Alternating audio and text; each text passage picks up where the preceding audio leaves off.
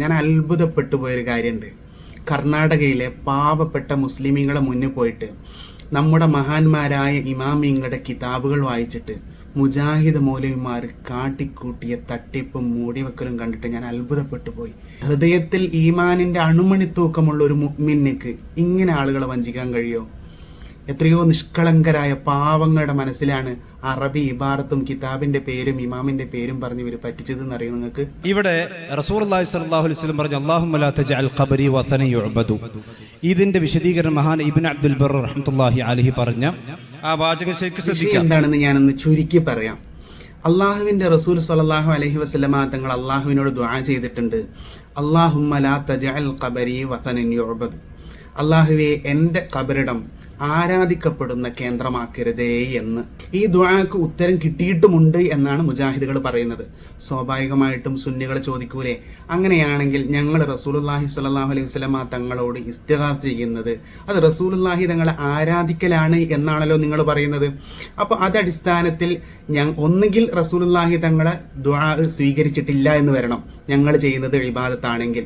ഇനി അതല്ല, റസൂലുള്ളാഹി സ്വല്ലല്ലാഹു അലൈഹി വസല്ലമ തങ്ങളുടെ ദുആ സ്വീകരിച്ചെങ്കിൽ ഞങ്ങൾ ചെയ്യുന്നത് റസൂലുള്ളാഹി തങ്ങൾക്കുള്ള ഇബാദത്താണ് എന്ന് പറയാനും പറ്റില്ല. യഥാർത്ഥത്തിൽ ഇതാണ് ശരി. നബി സല്ലല്ലാഹു അലൈഹി വസല്ലമ തങ്ങളോട് നമ്മൾ നടത്തുന്ന ഇസ്തിഗാസ ഒരിക്കലും തന്നെ ഇബാദത്തല്ല. കാരണം റസൂലുള്ളാഹി തങ്ങളുടെ പ്രാർത്ഥന അള്ളാഹു സ്വീകരിച്ചു എന്നുള്ളത് ഇവരും സമ്മതിക്കുന്നതാണ്, നമ്മളും സമ്മതിക്കുന്നതാണ്. ഇനി എന്ത് വരണം? ഇസ്തിഗാസ ഈ ദുആഇന്റെ പരിധിയിൽ പെടില്ല എന്ന് ആളുകൾക്ക് തോന്നിപ്പിക്കണം. റസൂലുള്ളാഹി സ്വല്ലല്ലാഹു അലൈഹി വസല്ലം പറഞ്ഞു അല്ലാഹുമ്മ ലാ തജ്അൽ ഖബരി വസനൻ യുഅബദു. ഇതിന്റെ വിശദീകരണം മഹാൻ ഇബ്നു അബ്ദുൽ ബർ റഹ്മത്തുള്ളാഹി അലൈഹി പറഞ്ഞ ആ വാചകം ശരിക്കും ശ്രദ്ധിക്കുക. എന്താണ് അൽ വസനു അസ്സനമു? വസൻ എന്ന് പറഞ്ഞാൽ സ്വനം എന്നാണ് അതിന്റെ അർത്ഥം. എന്നിട്ട് അദ്ദേഹം പറഞ്ഞു ലാ തജ്അൽ ഖബരി സനമൻ, എന്റെ ഖബർ സനമാക്കരുതെന്ന് പറഞ്ഞാൽ യുസല്ലാ ഇലൈഹി വയുസ്ജദു നഹ്വഹു. ആ റസൂലുള്ളാഹി സ്വല്ലല്ലാഹു അലൈഹി വസല്ലമയുടെ ഖബർ അത് നിസ്കരിക്കുന്ന കേന്ദ്രമാക്കി മാറ്റുക, അതല്ലെങ്കിൽ വയുസ്ജദു അതിന്റെ മേലെ സുജൂദ് ചെയ്യുന്ന കേന്ദ്രമാക്കുക. മറ്റേ വൈലുപുരത്തങ്ങളൊക്കെ ഇപ്പോൾ കൂടി കൊടുത്തണം അവിടെ അത് നിങ്ങൾ ശരിക്കും ശ്രദ്ധിക്കുക. എന്താണ് ഖബറിനെ ആരാധിക്കപ്പെടുന്ന വിഗ്രഹമാക്കരുത് എന്ന് പറഞ്ഞതിന്റെ ഉദ്ദേശം എന്താണ്? ഇമാം ഇബ്നു അബ്ദുൽ ബർ റഹ്മത്തുള്ളാഹി അലൈഹി പറയുന്നു വയുസ്ജദു നഹ്വഹു, ആ ഖബറിന്റെ നേരെ സുജൂദ് ചെയ്യപ്പെടുന്ന രീതി. ഈ പറയുന്ന രീതി റസൂലുള്ളാഹി സ്വല്ലല്ലാഹു അലൈഹി വസല്ലമയുടെ ഇപ്പോൾ നിങ്ങൾ സ്ക്രീനിൽ കാണുന്ന രീതി മുത്തുനബി സ്വല്ലല്ലാഹു അലൈഹി വസല്ലമയുടെ ഖബറിന്റെ അടുക്കൽ 14 നൂറ്റാണ്ടുകൾ റസൂലുള്ളാഹി മരിച്ച അന്ന് മുതൽ ഇന്ന് വരെ പ്രവാചകന്റെ ഖബറിന്റെ മുമ്പിൽ സുജൂദ് ചെയ്യുന്ന ഒരു അവസ്ഥ ഇല്ലാതെ അള്ളാഹു സൂക്ഷിച്ചിട്ടുണ്ട്. അതാണ് മഹാനായ ഇബ്നു അബ്ദുൽ ബർ റഹ്മത്തുള്ളാഹി പറയാൻ വയുസ്ജദു ലഹു വയുസ്ജദു നഹ്വഹു, ആ പ്രവാചകന്റെ ഖബറിന്റെ നേരെ സുജൂദ് ചെയ്യപ്പെടുന്ന അവസ്ഥ അത് നമ്മുടെ നാട്ടിലെ ഖബറുകൾക്ക് നേരെയുണ്ടെങ്കിൽ മുത്തനബിയുടെ ഖബറിന്റെ നേരെ അതില്ലാതെ അള്ളാഹു 14 നൂറ്റാണ്ടായി അതിന്റെ അടുത്തേക്ക് ഒരു മനുഷ്യനെ പോലും അടുപ്പിക്കാതെ ബിസലാസത്തിൽ ജുദറാനി മൂന്ന് മതിലുകളെ കൊണ്ട് അള്ളാഹു സംരക്ഷിച്ചിട്ടുണ്ട്. എന്നിട്ട് അദ്ദേഹം പറയാൻ യുഹദ്ദിറു അസ്ഹാബഹു, ഇത് ആവേശം മാത്രം പറ സഹോദരന്മാരെ, നിങ്ങൾ ചിന്തിക്കണം. ഈ ആവേശമൊക്കെ നല്ലതാണ്, പക്ഷെ ഇമാമിങ്ങൾ എന്ത് പറഞ്ഞു നിങ്ങൾ ആലോചിക്കണം.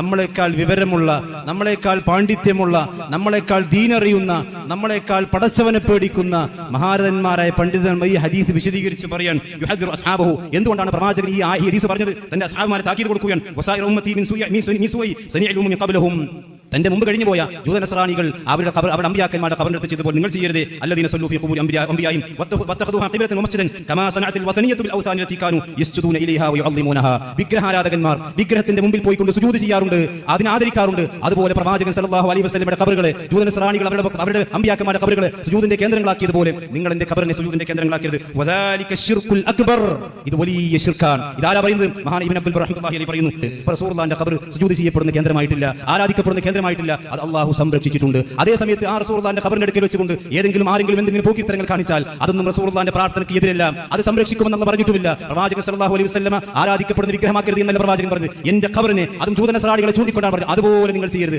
അതുപോലെ ചെയ്യാനുള്ള അവസരം റസൂലുള്ളാഹിന്റെ ഖബറിന്റെ അടുക്കൽ ഇല്ല. സയ്യിദ് മദീനയുടെ ഖബറിന്റെ അടുക്കൽ ഉണ്ടാകും, മമ്പറത്തുണ്ടാകും, ഉള്ളാളുണ്ടാകും, അതുപോലെ നാഗൂറുണ്ടാകും, അജ്മീറുണ്ടാകും, പക്ഷെ മുത്തുനബിയുടെ ഖബറിന്റെ അടുക്കൽ ഇല്ല. അത് അള്ളാഹുവിന്റെ അള്ളാഹുവിന്റെ പ്രവാചകന്റെ പ്രാർത്ഥനയ്ക്ക് ഉത്തരം കിട്ടിയത് കൊണ്ട് തന്നെയാണ്. നോക്കൂ സഹോദരന്മാരെ, ഹിജ്റ 400കളിൽ വഫാത്തായ മാലിക്കി മദ്ഹബിലെ പ്രഗൽഭനായ പണ്ഡിതന്റെ അത്തംഹീദ് എന്ന് പറയുന്ന ഗ്രന്ഥത്തിലാണ് ഇവർ ഈ തിരിമറികൾ നടത്തിയിരിക്കുന്നത്. ഇവിടെ വളരെ കൃത്യമായൊരു ഇബാറത്ത് 1-2 പ്രാവശ്യം അദ്ദേഹം അവിടെ നിന്ന് മൂടി വെച്ചിട്ടാണ് വായിച്ചത്. അതിൽ അദ്ദേഹം അൽ വസനു അസ്വനമു, വസനി എന്ന് പറഞ്ഞാൽ സ്വനമ് എന്നാണ് അദ്ദേഹം വായിച്ചു. അതിനുശേഷം വളരെ പ്രധാനപ്പെട്ട വകുല്ലു മാ യുഅ്ബദു മിൻ ദൂനില്ലാഹി ഫഹുവ വസനുൻ സ്വനമൻ കാന ഔ ഗൈറ സ്വനമിൻ. ഈ ഇബാറത്ത് അദ്ദേഹം വളരെ കൃത്യമായി മൂടി വെച്ചിട്ടാണ് വായിക്കുന്നത്. എന്താണ് അതിൽ പറഞ്ഞത്? ആ ഇബാറത്തിന് മാത്രം അവർ അർത്ഥം വെച്ചിരുന്നെങ്കിൽ ഒരിക്കലും തന്നെ സുന്നികളായ നമ്മെ ഇസ്തിഗാസ ചെയ്തതിന്റെ പേരിൽ കാഫിറാക്കാനും മുശ്രിക്കാക്കാനും അവർക്ക് പറ്റില്ലായിരുന്നു. അതുകൊണ്ട് തന്നെയാണ് അവർ മൂടി വെച്ചത്. എന്താണ് അതിന്റെ അർത്ഥം? വകുല്ലു മാ യുഅ്ബദു മിൻ ദൂനില്ലാഹി ഫഹുവ വസനുൻ. അള്ളാഹുവിനെ കൂടാതെ ആരാധിക്കപ്പെടുന്ന എന്തൊക്കെയുണ്ടോ അതൊക്കെ വസനി എന്ന് പറഞ്ഞതിൽ പെടും. അപ്പൊ റസൂലുള്ളാഹി തങ്ങളോട് ഇസ്തിഗാസ ചെയ്യുന്നത് ആരാധനയാണെന്ന് പറഞ്ഞാൽ അതും എന്ത് പെടും? വസനിൽ പെടും. സ്വനമൻ കാന ഔ ഗൈറ സനമിൻ. അത് പ്രത്യേകിച്ച് ബിംബം തന്നെ ആയിക്കൊള്ളണമെന്നൊന്നുമില്ല. അങ്ങനെയാണെങ്കിൽ നിങ്ങൾ പറഞ്ഞത് പ്രകാരം ഒന്നുകിൽ ഞങ്ങൾ ഇസ്തിഗാസ അള്ളാഹുവിന്റെ റസൂലിനുള്ള ഇബാദത്താകാൻ പറ്റില്ല, റസൂലുള്ളാഹി തങ്ങളെ ദുആക്ക് ഇജാബത്ത് കിട്ടി എന്നാണ് നമ്മൾ പറയുന്നതെങ്കിൽ.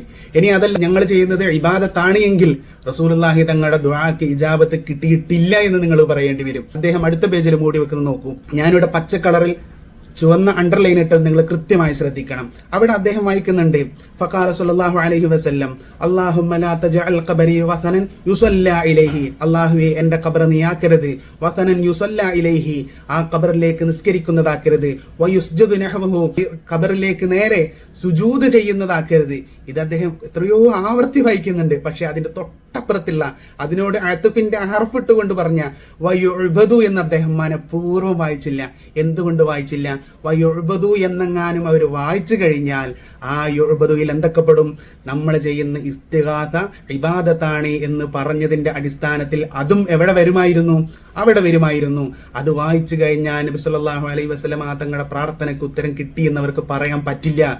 ഇനിയോ റസൂലുള്ളാഹി തങ്ങളുടെ പ്രാർത്ഥനയ്ക്ക് ഉത്തരം കിട്ടിയെന്നാണ് പറയുന്നതെങ്കിൽ നമ്മൾ ചെയ്യുന്നത് ഇബാദത്താണ് എന്നും പറയാൻ പറ്റില്ല.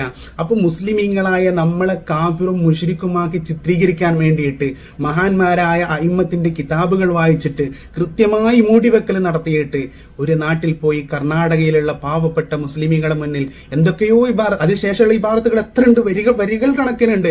അതൊക്കെ മൂപ്പര് വായിക്കുന്നുണ്ടല്ലോ. എന്തുകൊണ്ട് ഈ യുഅ്ബദു എന്ന് വായിച്ചില്ല? എന്തുകൊണ്ട് അതിന് മുമ്പുള്ള വകുല്ലു മാ യുഅ്ബദു മിൻ ദൂനില്ലാഹി ഫഹുവ വസനുൻ സ്വനമൻ കാന ഔ ഗൈറ സ്വനമിൻ എന്ന് പറഞ്ഞ പ്രസിദ്ധമായ ഭാഗം എന്തുകൊണ്ട് നിങ്ങൾ വായിച്ചില്ല? നിങ്ങൾക്ക് മുസ്ലിമീങ്ങളെ മുശ്രിക്കാക്കണം എന്നൊരൊറ്റ ഉദ്ദേശം കൊണ്ടും നിങ്ങൾക്ക് ആളുകളെ പറ്റിക്കണം എന്നുള്ള ഉദ്ദേശം കൊണ്ടും മാത്രമാണ് എന്ന് നമ്മൾ തിരിച്ചറിഞ്ഞിട്ടുണ്ട് എങ്കിൽ പ്രിയപ്പെട്ട സഹോദരന്മാരെ, ഇത്തരത്തിൽ നമ്മളെ പറ്റിക്കുന്ന ആളുകൾ വരുമ്പോൾ റസൂലുള്ളാഹി തങ്ങൾ പറഞ്ഞിട്ടുണ്ട്, അണപ്പല്ലുകൊണ്ട് ഈമാൻ കടിച്ചു പിടിക്കണം, അല്ലെങ്കിൽ ഇവരെ മുന്നിൽ സാധുക്കളായി നമ്മൾ പെട്ടുപോകും. അള്ളാഹു കാത്തുരക്ഷിക്കുമാറാകട്ടെ.